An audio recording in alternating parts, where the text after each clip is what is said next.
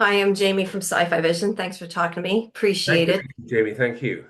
I enjoyed the series so far. I've only seen four we've only gotten, so I'm waiting to find out the killer, but I'm really liking I it. think, can I tell you, Jamie, it's not just about who the killer is, it's much more about why.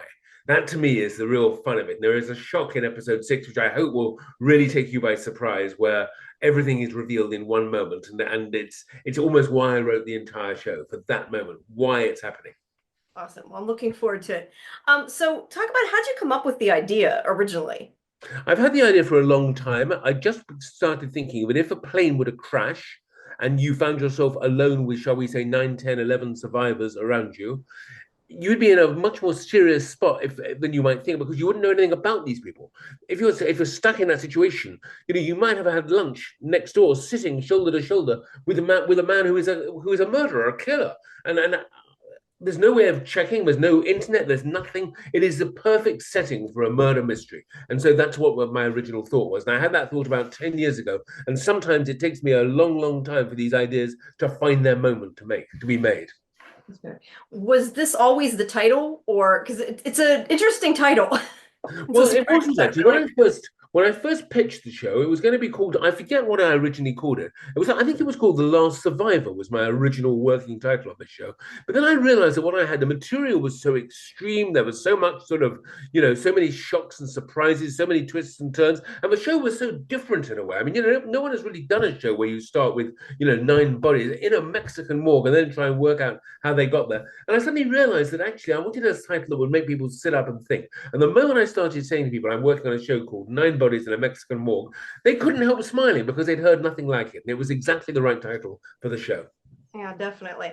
So talk about how you balance like what I guess clues you give out versus what you hold back, because obviously you have to stretch it till the mystery part to the end. I think it's not a question of stretching it out to the end. I mean, in fact, it's the opposite. There's so much happening in this show. After all, there are a number of murders. I mean, you're almost into double digits, and it's actually it's getting all of that and all the emotion and all the different mistrust and the various plot twists into the time frame that made me. It wasn't something that I was thinking about. How do I make this longer? It was how do I actually pack it all in. How I did that was I sort of started with, here's a six-parter, and sort of in an in a series like that, it's the beginning and the end of each episode. It's the most important thing. You've got to end on a real moment that people remember, but you've also got to begin in a way that will suck them back into the world. So having got those 10 poles marked down, the beginning and the end of 1 to 6, then filling them up in the middle was not as difficult as you might think.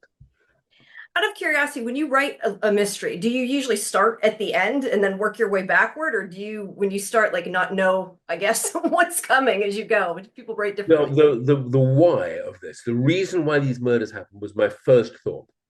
And once I had that, which was, of course, it is, of course, the end, to me, that was the heart of the entire show, and I built everything around it.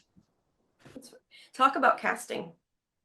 I didn't really get involved in casting. I mean, the first actor that I met was Eric McCormack, who was very much recommended to us by MGM. And when that happens, part of you is nervous. Is this going to be a good fit? Are we going to get on? We've got a very, very big actor. Fortunately, I had admired him for a long time. I was a big fan of Will and Grace when that was on TV and saw pretty much every season of it.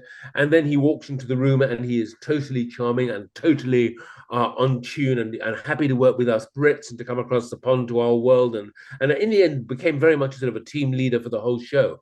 And as the casting was happening, I was of course watching. I'm always asked as an EP executive producer, I get asked my opinion, and never once did I have to sort of fight with the producers because we get these wonderful actors like Siobhan McSweeney and David Ajala and so many others, and Mexicans, proper Mexican actors coming in as well, which gives it such a wonderful, rich mix to feel that it was just, I just saw this show come to life in front of my eyes.